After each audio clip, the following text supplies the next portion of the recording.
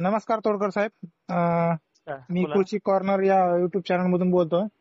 तर आपले बरेच शेतकरी आपल्याला मेसेज करतात की आता जालन्यामध्ये पण सूर्यदर्शन चांगलं झालंय हम्म. आणि पुढील आता अंदाज कसा राहील आणि शेतकऱ्याला काम करण्यासाठी योग्य दिवस कोणता राहील? काल मराठवाड्यामध्ये आणि विदर्भाच्या काही भागामध्ये सूर्यदर्शन बऱ्यापैकी झालंय. हा हा तसंच पश्चिम महाराष्ट्रातही काही ठिकाणी विश्रांती पावसाने घेतली होती. हा पण आता खानदेश भागामध्ये कालही पाऊस झालेला आहे, त्यामुळे त्यांच्या भागामध्ये आज 30 जुलैला विश्रांती राहील. हा आणि हा विशेष करून हे जे वातावरण आहे, हा हे वातावरण आता 2-3 दिवसाच्या कालावधीसाठी विश्रांतीचे आहे. पण गरमीची लेवल थोडीफार वाढू शकते दिवस मावळतीच्या वेळेला आणि स्थानिक वातावरण तयार होऊन ढगांची निर्मिती होऊन पावसाची शक्यता काही मोजक्या ठिकाणी आहे. हा आणि खरं बघायला गेलं तर 1 तारखेपर्यंत बऱ्यापैकी उघाड महाराष्ट्रामध्ये आहे, पण भाग बदलत मोजक्या ठिकाणी पावसाची शक्यता ही तिथपर्यंत आहे.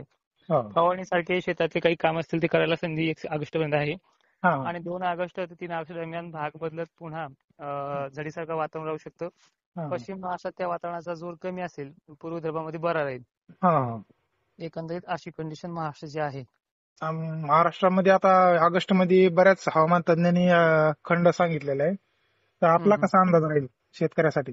खंडाची पूर्वकल्पना बऱ्याच अगोदर आपण 4 जुलैला दिली होती. हा आणि 25 जुलैला त्याचं पूर्व संकलन आपण तोडकर हवामान अंदाज .com केलेले आहे. हा त्यामुळे खंडाची तीव्रता 11 ऑगस्ट 12 ऑगस्ट पासून स्टार्ट होते आणि हा 7 सप्टेंबर 6 सप्टेंबरच्या कालावधीमध्ये संपते. हा त्यामुळे खंडातही पाऊस आहे, त्याबद्दलही आपण माहिती दिलेली आहे. तुमच्याही चॅनलवरती या अगोदरच्या शेतकऱ्यांनी व्हिडिओ पाहिले ती चालते, तुम्हालाही त्याच्या अगोदर दिली आहे. हा तर पश्चिम महाराष्ट्र, विदर्भ, मराठवाड्यामध्ये खंड 11-12 तारखेच्या दरम्यान आहे. त्या खंडामध्ये सुद्धा पाऊस आहे, त्यामुळे घाबरायचं काही कारण नाही.